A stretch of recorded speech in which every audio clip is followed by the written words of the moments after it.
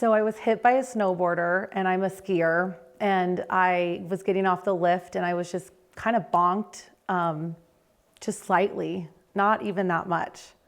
And I got up and I was totally fine. It was like a tiny little boom and I fell down and I got back up and the person who hit me just kept like looking at me. And he's like, sorry, ma'am. He had a Southern accent and he skied away, but he looked back at me and he just stared at me for a couple minutes. And so the rest of the day, I just kept skiing, no big deal, nothing was wrong. But I woke up the next morning and I had the worst neck pain I could ever imagine. So I was like, how could I have this much neck pain from just getting bonked slightly?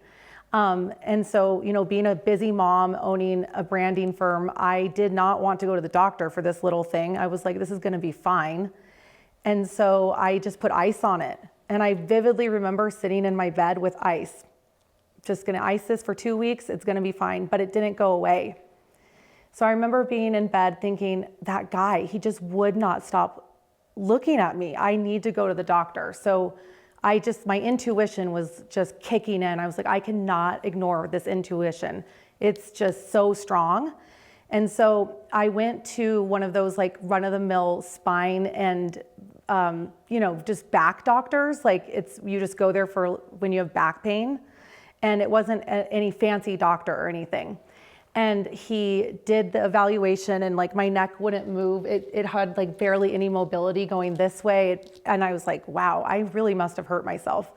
So they did an MRI and I got the MRI and I went in to go get the results. And he said, do you know that you have a huge mass? He didn't say huge actually. He said mass on your thyroid.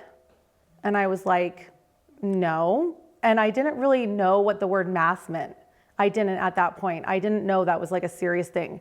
And he looked at me really seriously and he said, you need to go take this like CD to a regular doctor because they had it on a CD.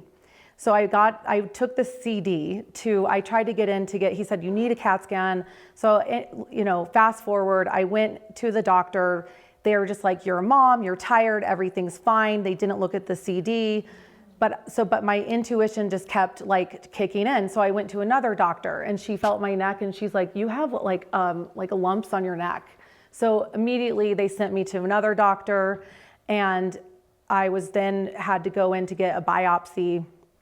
And I went to get the biopsy, but this took a really long time because I was working on this big brand project for a hospital, actually, a community hospital in Arizona. And the executive director of the hospital, I told her, I was like, they found something on my thyroid. It's probably not a big deal. The doctor at this place told me they're normal. They're totally normal. Don't worry about it. But she's like, you need to go in. It was like, I had like angels like telling me, you need to go in, you need to go get this checked. So I finally got the biopsy scheduled. And I went in and I got the biopsy and they did the biopsy and the nurse looked at me and she looked down at me and she goes, honey, you have cancer. And I was like, I have cancer? Like, what are you talking about? And my sister is a doctor, so she looked at the CAT scan and she was like, you have cancer? She was crying and she's like, and it's a lot. And I was like, what do you mean it's a lot? I don't know what you mean. So 2020 had passed, this is 2022, and I was only really in my 4th year of running my own business. And I was like, whoa, I'm really ambitious. I did not want to quit. I was like, I cannot quit. I cannot have cancer in my way. That's the kind of person I'm going to admit. I was like, this is not going to stop me. There is no way I'm going to let this stop me. But, you know, I had to stop. I had to pause. My intuition kicked in. Thank God, because I had cancer. You know, I listened to my gut. I really did. And eventually, you know, I had to go in for surgery and I had 60 tumors in my neck. 60. Yeah. Luckily, I had what they call the good cancer. I was like, fuck you. What are you talking about? The good cancer. But the cancer I had was very slow growing. It's extremely, it's not as aggressive as other cancers, but still, I was extremely scared. It was advanced. It had gone into my lymph nodes is what had happened. they took it all out. It was like this big. So I'd been walking around for a really long time, because this is slow growing cancer, in my neck for probably 5 years, they said. But I kept telling doctors, it was like, I'm tired, I'm this is that, I'm like crawling. I felt like I said, I'm crawling on the walls. So I am just so glad that I didn't ignore my intuition.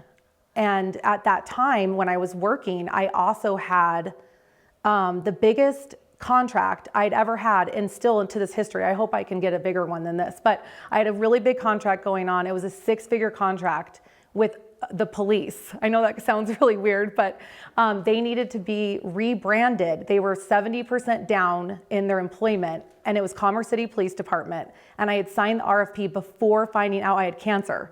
And I'm like, what the hell am I gonna do? So I didn't actually tell them that I had cancer. And I had someone working for me, and we condensed our branding down to 8 weeks. We consolidated everything, and we put it together in a really tight, pretty box, and we got the big part of the work done. And I went into surgery.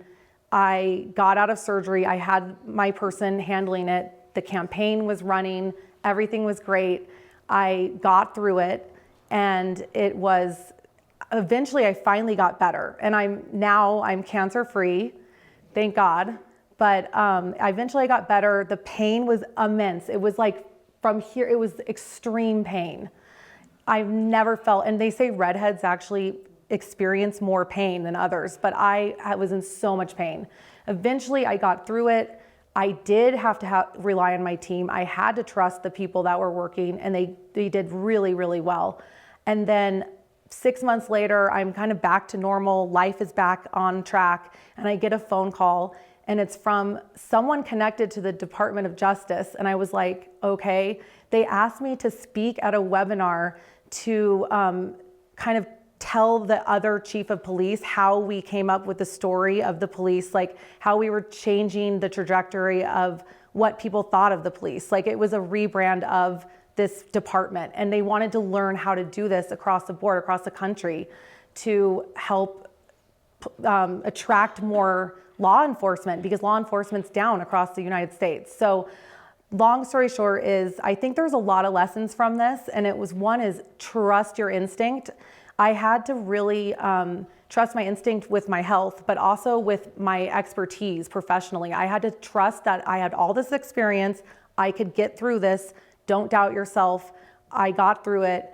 And the commander that I worked with, he didn't ask any questions. And I think the other thing was, I'm like, I cannot F this up because there's a cops. Like, I can't F this up. So I had no choice. I'm like, what's gonna happen if I mess up their project? So anyways, it was a lot.